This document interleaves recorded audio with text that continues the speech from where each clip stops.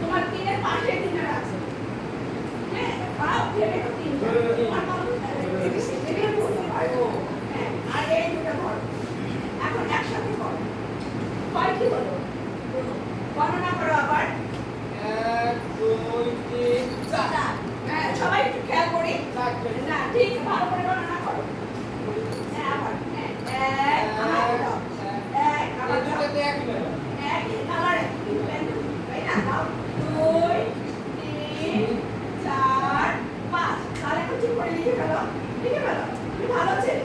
এটা শিখে গেছো। কয়টি হলো? এখন 5 থেকে হয়েছে 5 ই লিখো। তুমি 5 লিখতে পারবে। গতদিন তুমি খুব সুন্দর হাতে লেখা করেছো। আমি তোমাকে নোট দিয়েছি। সবাই আমরা দেখবো। ক্লাসে ওকে। ও যেহেতু 32 লিখেছে, ও কি করেছে? দুটি সংখ্যা পাশাপাশি লিখে ফেলেছে।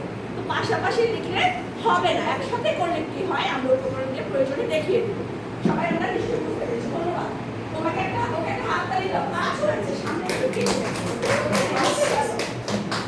লক্ষ্মী ছেলে, মুছে ফেলো। আচ্ছা, এই যে ও যে গাড়িতে পাকতে লিখেছে, আমিও করে দিচ্ছি। সবাই দেখেছো?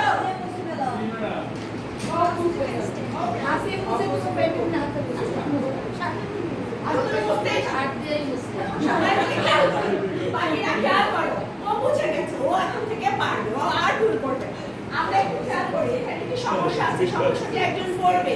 কে পড়বে? কে পড়বে? তুমি পড়ো পেছন থেকে।